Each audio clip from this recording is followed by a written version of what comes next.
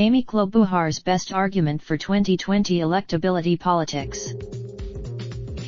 Klobuchar, who is set to announce her 2020 intentions in Minneapolis on Sunday, is currently ranked 9th in my and Chris still is of Democratic contenders for, including that she is fairly moderate in a party moving to the left and she lacks experience winning minority voters in fairly white Minnesota. But her potential candidacy, along with that of former Vice President Joe Biden's, will provide a good test case of whether the conventional wisdom about what Democrats really want in a 2020 nominee is correct.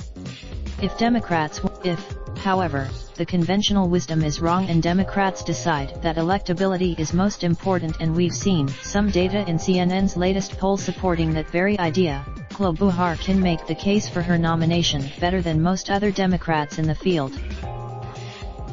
While there are many ways to measure electability, one of the better methods is to see how candidates performed in past elections. Unlike Biden, Klobuchar's electability can be seen as recently her otherworldly 2018 re-election performance.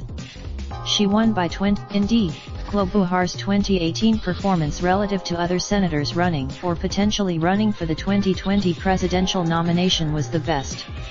We can see this by the only candidate who came close to Klobuchar's level of achievement in 2018 was Ohio senior Sherrod Brown. Where Klobuchar really differentiates herself is her consistent performance in elections.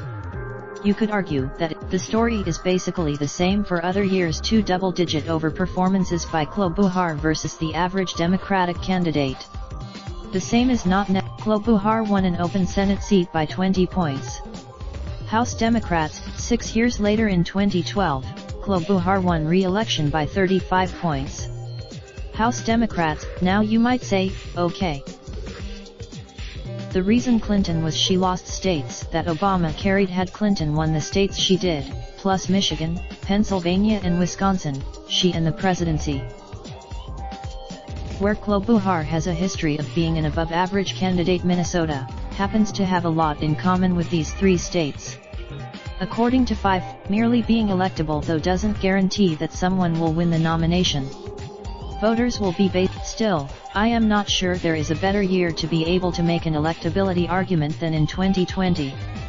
The ability beat. Luckily for Klobuchar, she may be just the candidate who is able to take advantage of this unique aspect of the 2020 cycle.